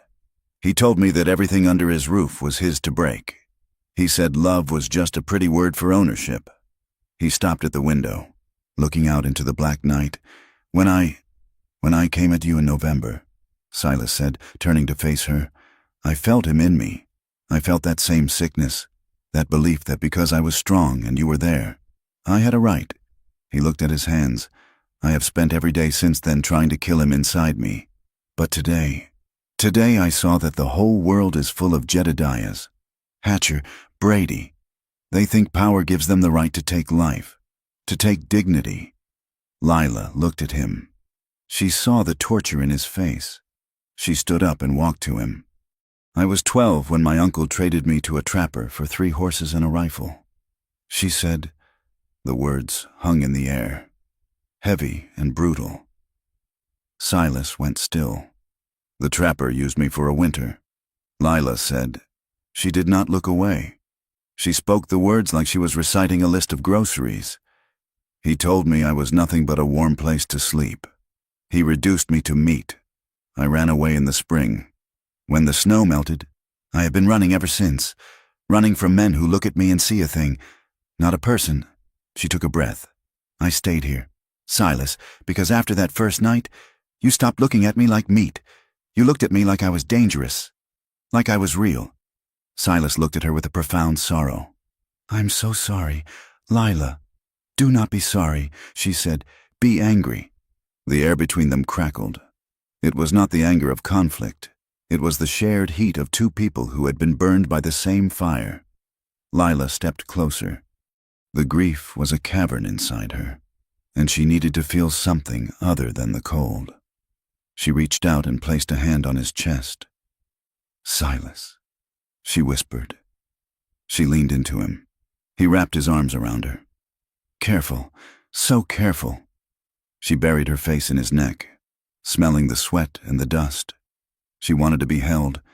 She wanted to be found. She lifted her face. He kissed her. It was desperate, salty with tears. For a moment, she let herself fall into it. She pressed her body against his, needing the weight, the solidity, but as his hand moved to her waist, as his grip tightened just a fraction, a memory flashed in her mind, the trapper, the heavy weight, the lack of air. She froze. Her body went rigid as a board. A small, sharp gasp escaped her throat. Silas stopped. He did not just pause, he arrested all motion. He pulled his mouth away. He lifted his hands from her body as if she were burning hot. He stepped back, putting 3 feet of space between them. "Lila," he said. His voice was calm, though his chest was heaving. Lila stood there, trembling, waiting for the anger, waiting for the demand. "Why did you start it if you won't finish it?" But Silas just stood there. He looked at her with concern, not frustration. "It is all right," he said gently. "You are safe. I am here. I am not him." Lila stared at him. The panic receded, replaced by a wave of gratitude so strong it nearly buckled her knees. He had stopped. He had respected the line without question. "Thank you," she whispered. Silas nodded. He poured a glass of water from the pitcher on the sideboard and handed it to her. His fingers brushed hers. Light and cool. "Go to sleep." "Lila," he said, "we have a war to fight tomorrow." The war arrived 2 days later in the form of Sheriff Brady. He rode into the yard with 4 men, deputies, all heavily armed. They did not dismount. They sat on their horses, a wall of badges and guns. Silas walked out onto the porch. He held his Winchester loosely in the crook of his arm. Lila stood in the doorway behind him, her hand on the frame. "Sheriff," Silas said, "you are on my land, investigating a murder." "Silas," Brady said. His voice was smooth, oily. "Terrible thing about that boy. Truly terrible." "We know who did it," Silas said. "And so do you," Brady chuckled. "See, that is where we disagree. I have a witness who says they saw a woman fitting the description of your housekeeper, arguing with the boy the day before he died. A lover's quarrel, perhaps?" Lila stepped out. "That is a lie." Brady looked at her. His eyes were dead. "You are a person of interest. Miss Reyes, I think it is best if you come with us. We have a cell in the basement of the courthouse. Very private. We can get to the bottom of this." Lila felt the blood drain from her face. The basement cells were notorious. Women who went in there often did not come out. Or if they did, they were broken beyond repair. "She is not going anywhere," Silas said. He racked the lever of his rifle. The sound was loud in the quiet yard. Brady's men tensed, hands hovering over their pistols. "You going to shoot us, Sheriff?" "Silas," Brady asked, "that is hanging way. If you try to take her—" "I will empty this rifle," Silas said. "I might hang." "Brady, but you will be dead before my boots leave the ground. Are you willing to die for this?" Brady looked at Silas. He saw the cold certainty in the rancher's eyes. Silas was not bluffing. He was a man who had already lost everything that mattered to him except the woman standing behind him. Brady smiled, tight and thin. "You are making it hard on yourself. Silas, harboring a suspect, obstructing justice. I can come back with a warrant. I can come back with 20 men. Then come back," Silas said. "But right now, get off my land." Brady spat on the ground. "We will be back. And when we are, I won't be asking nicely." He turned his horse and signaled his men. They rode off, the dust settling slowly. Lila let out a breath she didn't know she was holding. Her legs felt like water. "He will come back," she said, "and he will bring an army." Silas lowered the rifle. "Yes, he will." He turned to her. "We cannot stay here and wait for them," he said. "If we stay, we die." "What do we do?" Lila asked. "We fight," Silas said, "but not with guns alone. We need something stronger than bullets." He walked into the house and went to the heavy oak desk. He pulled out a drawer and removed a thick, leather-bound book. The ledger. For months, Lila had written in it. She had recorded the threats, the stolen cattle, the dates, the times. She had recorded Silas's confession to Dr. Aris. She had recorded the note found on Jimmy's body. "This is our weapon," Silas said, "but it is useless here. We need to get this to the territorial marshal in Santa Fe. Brady owns the county, but he doesn't own the territory. Santa Fe is 200 miles, Lila said. Through the mountains, and Brady will be watching the roads, Silas said. He looked at her. We have to leave, Lila. Tonight, we pack what we can carry. We take the strongest horses. And we run. Lila looked around the room. This was his home. His father built it. His wife had died in it. He had poured his life into this soil. You are leaving everything, she said. The ranch, the cattle. If we leave, Brady will take it all. Silas looked at the walls, at the portraits of his ancestors, at the hearth where he had sat for so many lonely nights. It is just wood and stone. Lila, he said, it is just dirt. He reached out and took her hand. This time, she did not flinch. She squeezed back. You are the only thing in this valley worth saving, he said. The landscape mirrored their desperation. The drought had turned the San Juan Basin into a tinderbox. The grass was brown and brittle. The wind, which had returned with a vengeance, screamed through the canyons, kicking up dust storms that turned the day into twilight. They spent the afternoon preparing. They worked in silence, moving with the efficiency of soldiers. Dutch and old Pete were paid off with the last of the gold. You boys ride for Colorado. Silas told them, don't look back. We ain't leaving you, boss, Dutch said, hefting his shotgun. You can't help us where we are going, Silas said. Go. Live to tell the truth when the time comes. Reluctantly, the hands saddled up and rode north. The ranch was empty now, save for Silas and Lila. As the sun began to dip, painting the world in violent shades of orange and blood red, Lila stood on the porch. She wore trousers under her skirt, a shirt of Silas's that was too big, and her coat. She had her knife on her belt and a Winchester in a scabbard. She was not the frightened girl who had arrived months ago. She was forged. Silas came out of the house. He locked the front door, a symbolic gesture. He handed Lila the reins of the bay mare.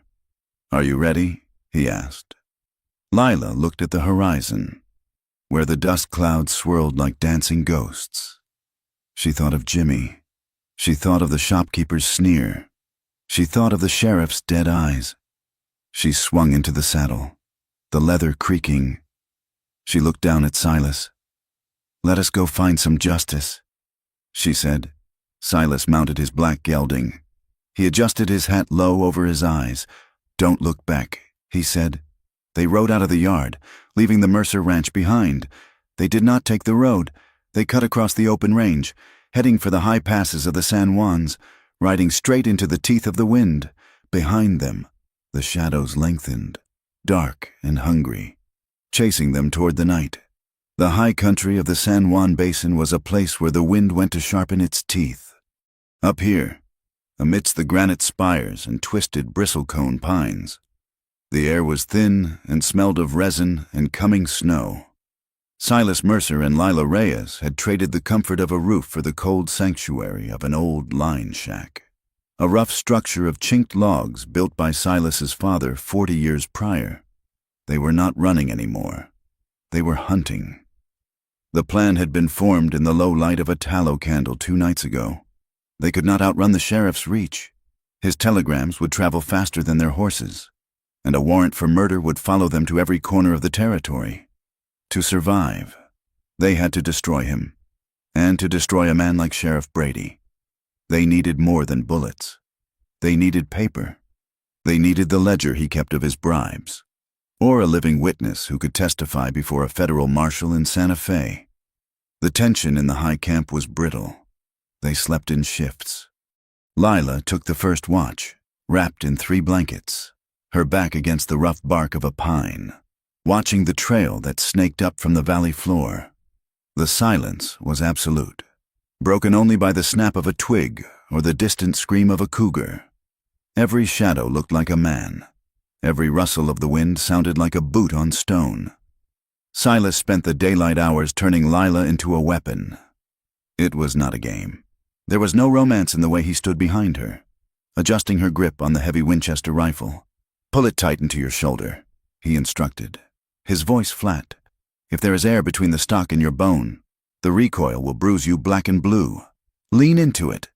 Lila sighted down the barrel at a dead stump 50 yards away. The rifle was heavy, the metal cold against her cheek. She did not like it. It smelled of oil and death. But she remembered Jimmy's face in the dust. She remembered the trapper. She squeezed the trigger. The rifle bucked, the sound cracking through the thin air like a whip. Bark exploded from the stump. Again, Silas said. Don't close your eyes when you fire. You need to see where the bullet goes. I am not closing my eyes, Lila said, working the lever. She fired until her shoulder ached and her ears rang. She learned to load the magazine with cold fingers. She learned to draw the heavy Colt revolver from the holster Silas had rigged for her belt. She learned to ride her mare not with the gentle grace of a pleasure rider, but with the low, driving urgency of a fugitive, leaning off the side to present a smaller target. We are baiting a trap, Silas told her on the third evening. We need to draw them out. We need one of them alive. The bait was a small herd of 20 steers Silas had driven up to the high meadow weeks ago for summer grazing. They were prime beef, fat on the mountain grass. Silas rode down to the nearest settlement, a mining camp called Silverton, and let slip to a man he knew was a gossip that he was leaving the territory and the herd was unguarded. It was a gamble. It relied on greed being stronger than caution. But betrayal has a way of finding cracks in even the best plans. They had expected the rustlers to come from the south. They had expected strangers. They did not expect the man who rode up the trail just before dusk on a Thursday, waving a white handkerchief. It was Miller, a man who had worked the Mercer spread for 5 years before drifting to the mines. Silas lowered his rifle but kept it ready. "Boss," Miller called out, his hands high, "I heard you were in trouble. I came to help. Brought some coffee and word from town." Silas watched him. Miller looked honest. He looked like the man who had once helped Silas pull a calf from a mud bog. "Step down," Silas said. "Keep your hands where I can see them." Miller dismounted. He walked toward the campfire, smiling. "I tell you, Silas, that sheriff is turning the valley upside down. But I know a trail north, through the Uncompahgre, that he doesn't watch." Lila was standing by the horses, checking the cinches. She watched Miller. She saw the way his eyes darted to the ridge line. She saw the sweat on his upper lip. Though the air was freezing, "He is lying," she thought. The realization was cold and instant. "Silas, behind you!" Lila screamed. The crack of a rifle from the ridge answered her. A bullet kicked up the dirt inches from Silas's boot. Miller dropped the act, diving for cover behind a log, drawing his pistol. "You should have sold out when you had the chance." "Mercer!" he yelled. The canyon erupted. Gunfire rained down from the rocks above. It was an ambush. Miller hadn't come to help. He had come to fix their position for the sheriff's deputies. Silas rode behind the water trough, returning fire with his Winchester. "Get to the rocks. Lila, go!" Lila scrambled toward the granite outcrop they had designated as a fallback. Bullets chipped the stone around her, sending sharp fragments flying. She didn't freeze. She didn't scream. She brought her rifle up and fired at a muzzle flash on the ridge. She saw a man jerk back. She didn't know if she had hit him or just scared him. And she didn't care. She reached the rocks. Silas was pinned down near the shack. Miller was firing at him from behind the log, laughing. "Give it up! Silas!" Miller shouted. "Hatcher is up there. They just want the girl. You can walk away." Lila looked at Silas. He was reloading, his face a mask of concentration. He would not walk away. He would die right there in the dirt before he let them take her. Lila made a choice. She would not be the reason he died. She saw a narrow gully that led up the side of the slope, hidden by scrub oak. If she could flank them, she could break the pin. She moved. She ran low, scrambling up the loose shale. Her breath tore at her lungs. She could hear the shouts of the men above. "There she is! Hatcher's voice! Get her!" She had been spotted. 2 men scrambled down the slope toward her. One was Hatcher. The other was a stranger. Lila dropped to one knee. She leveled the rifle. She remembered Silas's voice. "Lean into it." She fired. The stranger spun around, clutching his shoulder, and fell, sliding down the scree. Hatcher kept coming. He was fast. He tackled her before she could chamber another round. The rifle flew from her hands. They rolled in the dirt, rocks digging into her back. Hatcher was heavy, smelling of sweat and whiskey. He pinned her arms, grinning, his face inches from hers. "Got you now, you little savage," he hissed. "We are going to have a long talk in the dark, you and me." Lila didn't plead. She didn't struggle against his weight. She went limp for a second, fooling him. Then she bucked her hips with explosive force and drove her forehead into his nose. Bone crunched. Hatcher roared, rearing back, blood streaming down his face. Lila scrambled backward, reaching for her knife, but Hatcher was already reaching for his gun. Suddenly, a massive shape lunged out of the brush from the higher trail. It was a man, swinging a rifle stock like a club. It connected with the back of Hatcher's head with a sickening thud. Hatcher collapsed like a cut string. The man stood over him, breathing hard. It was Dutch, the big, slow-witted ranch hand who was supposed to be in Colorado. "I ain't leaving." "Boss," Dutch rumbled, looking down at Lila. Lila stared at him, gasping. You came back." Dutch shrugged. "Colorado's too far, and the food ain't as good." Below them, the firing had stopped. Silas had rushed Miller while the deputies were distracted by the fight on the slope. He had Miller on his knees, the barrel of his Colt pressed against the man's forehead. Lila scrambled down the slope, sliding on her heels, Dutch following. Silas was trembling. His face was twisted in a rictus of pure, unadulterated rage. Miller was weeping, his hands clasped in prayer. "Don't kill me! Silas, please, they paid me! I needed the money!" Silas pulled the hammer back. The click was loud in the sudden silence. "You sold us!" Silas snarled. "You sold a woman to Hatcher. You are an animal, Miller, and I put down animals." "Silas!" Lila's voice cracked the air. Silas didn't look at her. He stared at Miller. His finger whitened on the trigger. He wanted to do it. He wanted to end the threat, to punish the betrayal, to give in to the bloodlust that his father had bequeathed him. It would be so easy. It would feel like justice. "Silas, look at me," Lila commanded. He turned his head slowly. His eyes were wild, the pupils dilated. "If you kill him like this, on his knees, you become Hatcher," Lila said. She walked toward him, ignoring the gun. "You become your father, and you lose me." Silas blinked. The name of his father struck him. "We need him," Lila said, stepping next to him. She put her hand on his gun arm. "We need him to talk. Dead men don't sign confessions." Silas looked at Miller, who was sobbing in the dirt. He looked at Lila, who was bloody, bruised, but standing tall. He slowly lowered the hammer. He holstered the gun. "Tie him up." "Dutch," Silas said, his voice shaking. "Tie him tight, and throw Hatcher in the shed with him." Night fell heavy and cold. The adrenaline that had fueled them crashed, leaving them hollowed out. They had captured Miller and an unconscious Hatcher. The other deputies had fled when their leader fell. They retreated to the line shack.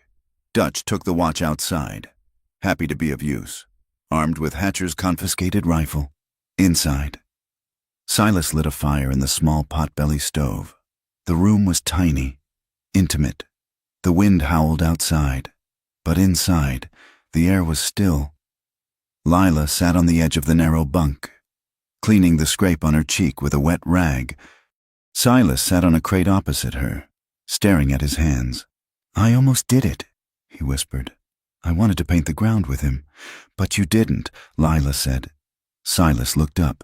"Because you stopped me." "No," Lila said. "You stopped yourself. You listened. A monster does not listen." She stood up and crossed the small space between them. She took his hands. They were cold and rough. "I saw you today. Silas, I saw you run into fire for me, and I saw you choose mercy when you wanted vengeance." Silas looked at her. The dirt and blood on her face did not mar her beauty to him. It only made her more real. She was a survivor. She was his equal. "I cannot be the man I was," he said. "I cannot undo November." Lila let go of his hands and placed her palms on his face.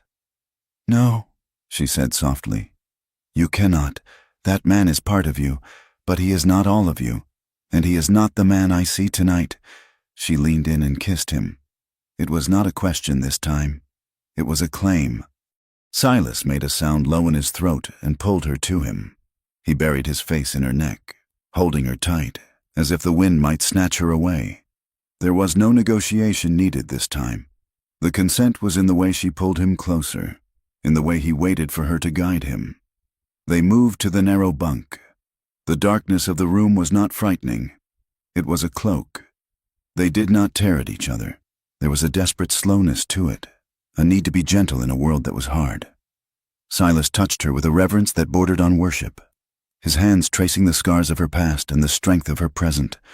Lila held him, feeling the weight of his grief and his love, and for the first time in her life, she did not feel like property.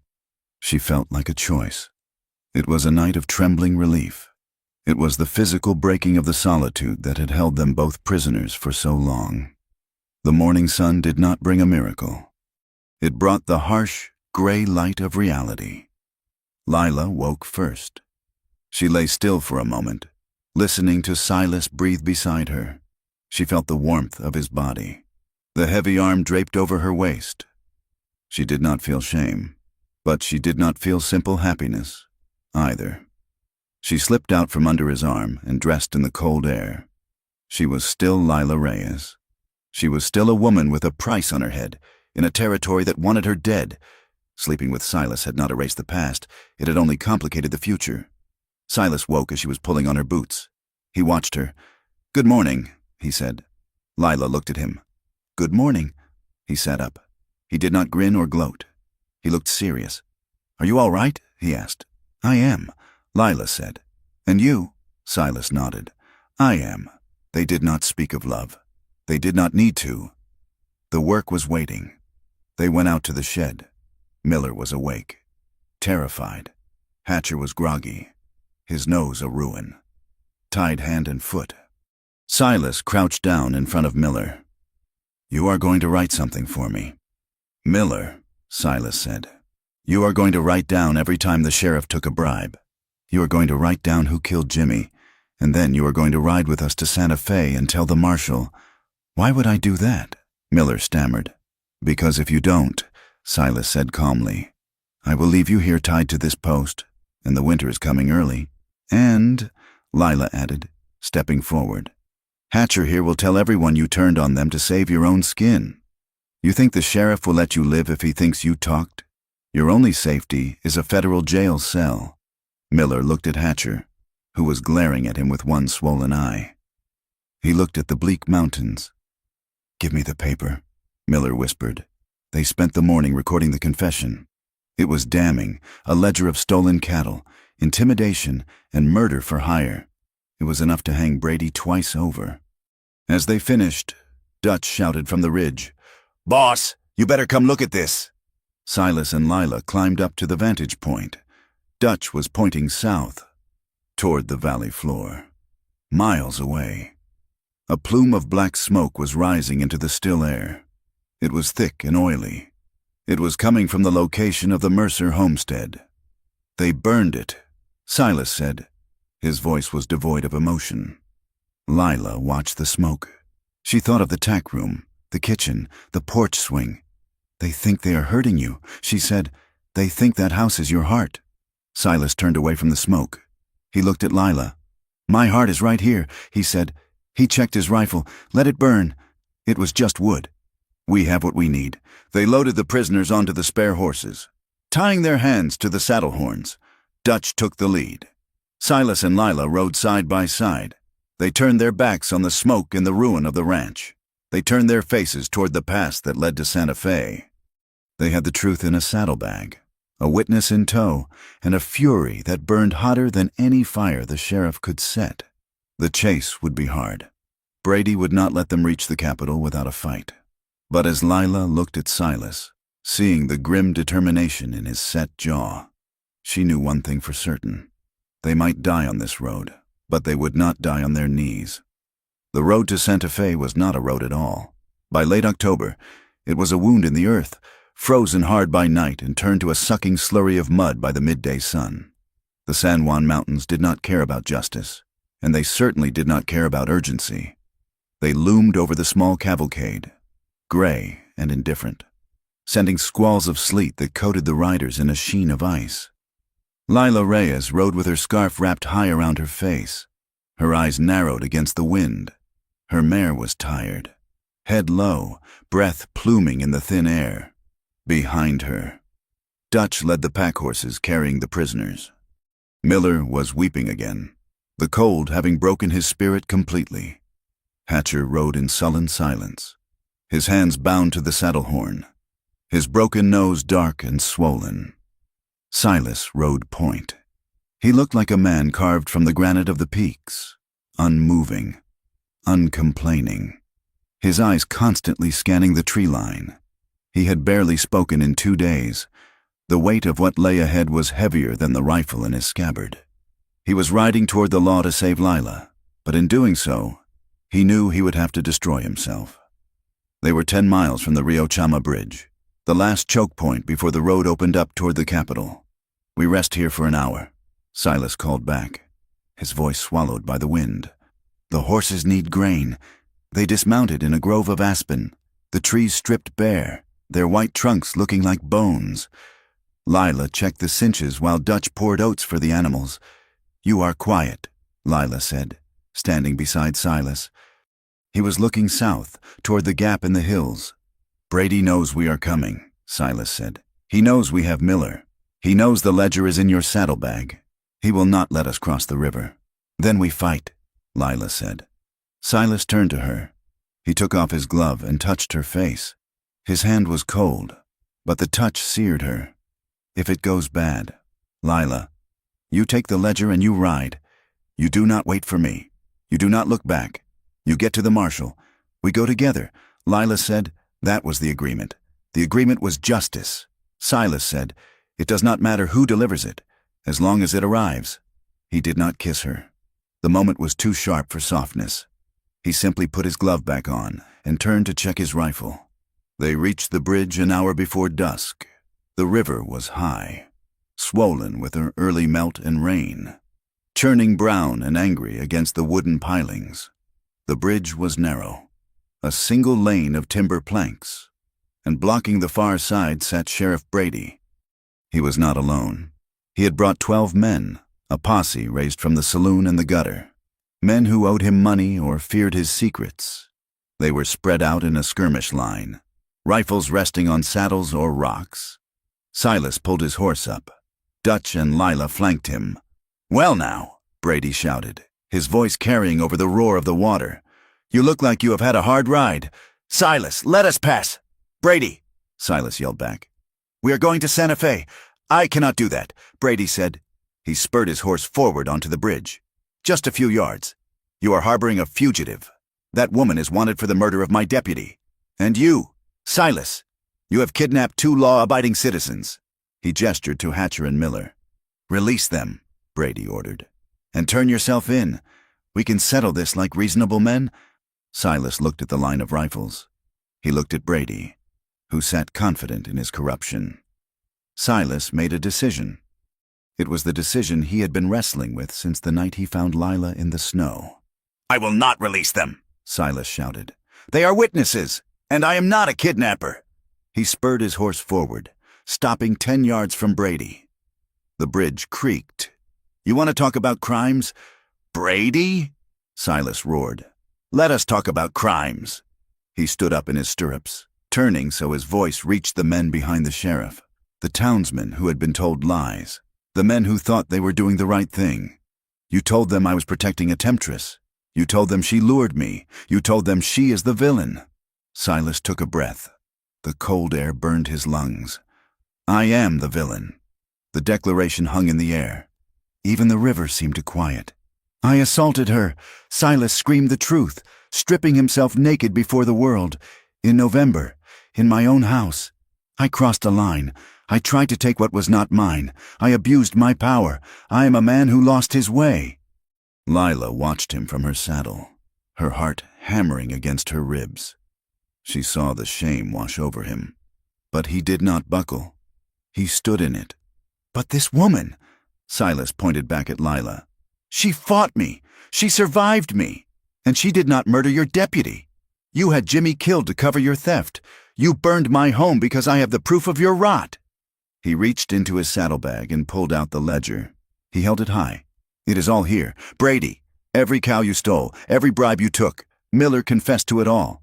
At the mention of his name, Miller, terrified and sensing a chance to save his life, screamed from the back, "It is true. He made me do it. He killed Jimmy." The posse shifted, rifles lowered. Men looked at each other. They knew Silas Mercer. They knew he was a hard man, but they had never known him to be a liar. And a man does not confess to a shameful sin like assault unless he is telling the gods honest truth. Brady saw his control crumbling. He saw the doubt in his men's eyes. He saw the end of his reign. "Shut up!" Brady screamed. He drew his revolver. He did not aim at Silas. He aimed at Miller. He had to kill the witness. Gunfire erupted. It was not the glorious, slow-motion violence of a dime novel. It was sudden, loud, and ugly. Brady fired.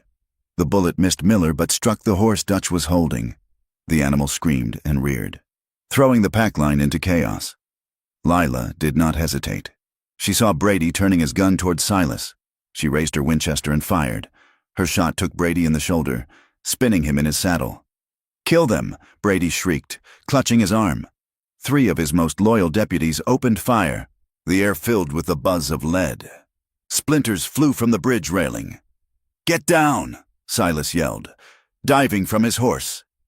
He hit the planks and rolled. Coming up with his Colt, he fired twice, dropping a man who was aiming at Lila. Lila spurred her mare, driving her toward the cover of a large boulder on the near bank. She dragged the pack horse with Hatcher attached to it. Miller's horse had bolted, dragging the screaming man into the trees. Dutch was hit. He grunted, clutching his side, but he kept firing his shotgun, the boom echoing like thunder. Silas was exposed on the bridge. He was the target. He moved forward, not back, advancing on Brady while bullets chewed the wood around his feet. Brady, bleeding and desperate, tried to raise his gun again. Silas stopped 10 feet away. He looked at the man who had tormented the valley. He looked at the badge that was supposed to mean safety. "It ends." Silas said. He fired 1 shot. The bullet struck Brady in the chest. The sheriff fell backward, tumbling from his saddle, over the railing, and into the churning brown water of the Rio Chama. The river took him instantly. Silence slammed back down. "Hold your fire!" Silas yelled at the posse. "He is dead!" "It is over!" The deputies looked at the empty saddle. They looked at Silas, standing tall and terrible on the bridge, smoke curling from his gun. They looked at Lila, who had her rifle trained on them, her face hard as stone. One by one, they lowered their weapons. They were not killers at heart. They were just men who had followed the wrong leader. "We surrender." "Silas," one of them called out. Silas lowered his gun. He slumped slightly, the adrenaline draining away. He turned and looked at Lila. She was safe. He limped back toward her. Dutch was sitting against a tree, pressing a bandana to his side. "Is it bad?" Silas asked. "Through and through," Dutch grunted. "I will live. Just hurts like a mule kick." Silas looked at Lila. She sat on her horse, the ledger still safe in her bag. She looked at him with a mixture of pride and sorrow. "You told them," she said quietly. Silas nodded. "I told them. Justice, when it finally arrived in Santa Fe, was not a celebration. It was a sterile, bureaucratic grinding of gears. They turned Hatcher and the ledger over to the UYS, Marshall, with Brady dead and Miller eventually found shivering in the woods. The case against the corruption ring was airtight. The ledger provided names, dates, and amounts. The territory moved quickly to clean up the mess, eager to restore order. But there was still the matter of Silas. The hearing took place in a dusty courtroom in November, almost exactly 1 year after the night he had assaulted Lila. The room was packed. Word had spread. Silas stood before the judge. He wore a clean suit, bought with the last of his coin. He did not have a lawyer. "Mr. Mercer," the judge said, peering over his spectacles, "you are not on trial for the events at the bridge. That has been ruled self-defense and the lawful apprehension of criminals. However, by your own admission, You assaulted Miss Reyes. I did, Your Honor, Silas said. The courtroom murmured. Lila sat in the front row. She wore a simple gray dress. She felt the eyes of the crowd on her.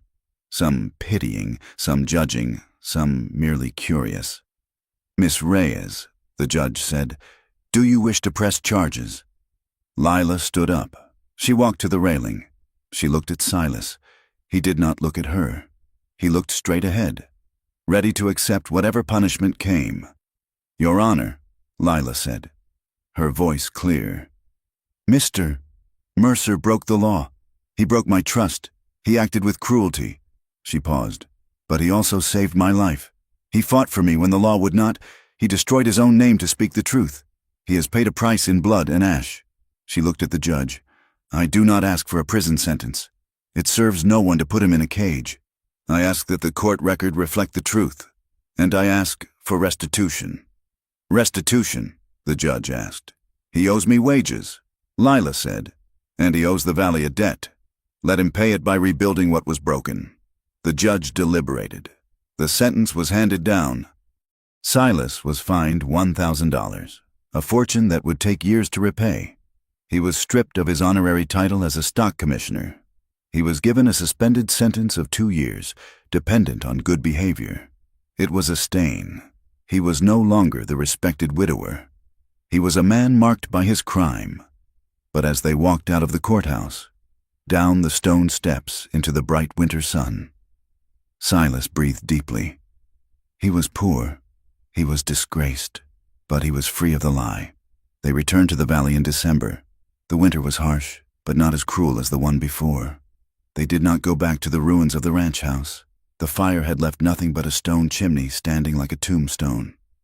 They moved into the bunkhouse, which had survived the blaze. It was a single long room. They hung a heavy canvas curtain down the middle. Lila, this side, she said, pointing to the end with the stove. Silas, that side.